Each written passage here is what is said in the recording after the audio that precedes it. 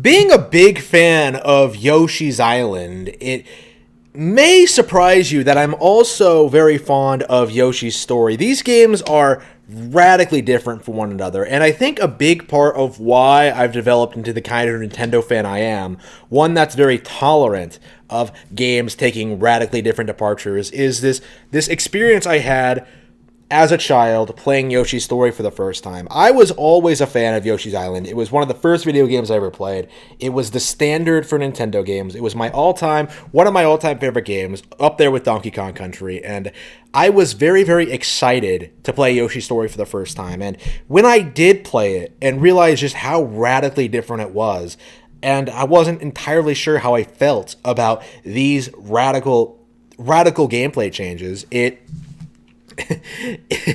gave me this opportunity to really reflect on why I love video games to begin with. And as a result of that experience, I really, really like Yoshi's Story. I admire their radical departure from the island formula. I like what they did with this thing. I like the layouts of the levels, the mechanics, the enemy designs, the changes to the gameplay, Yoshi's new ability, all the new mechanics like flying around on leaves and going up on propellers and and like those brutal death sequences.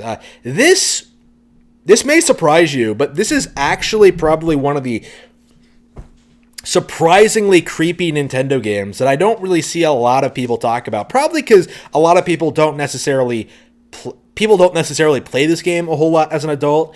But certain levels in this game, they're like giant fish. There are these crazy bone dragons. There are these this very unsettling atmosphere. And when you die in this game, when you actually lose a life, you end up losing your Yoshi, and it gets dragged to the castle, and you can't really get it back unless you get a white shy guy. Like there aren't really any extra lives in this game. You just sort of get your dead Yoshis back. Like occasionally, like one-ups in this game are extremely rare in a really weird twist in the typical Nintendo formula. Like the game is very, very short, but it's really, really brutal at the same time. Like it's not exactly difficult per se, but like when you die, when you lose a Yoshi, like you have to go through the rest of the game without it. And in a weird way, it kind of gives the game,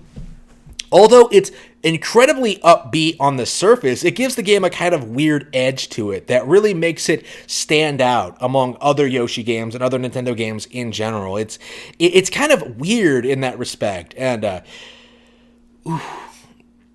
the game's personality is one thing, but it also has radically different gameplay than any Nintendo game out there. Rather than like getting to the end of a level, what you're trying to do is eat as many fruits as possible, and then you can move on to the next. Once you eat, like, I believe it's 30 fruit in a single level, you'll move on, and occasionally you'll fight a boss afterwards, and you'll move on to the next page. The page turns, as the game likes to put it.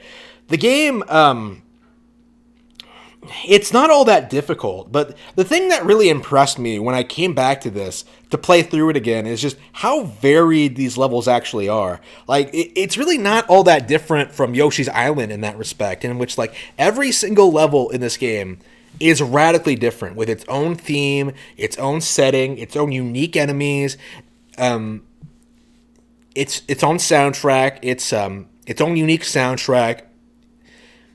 It's mechanics unique to each level even. Like I said, there are these leaves that you can sort of surf on in certain levels. It's kind of weird. Like it's very, very, it's not a difficult game at all, but because it does so much creatively, right, with its environment, with its design, with its obstacles, like you can't help but, generally speaking, really, really appreciate it.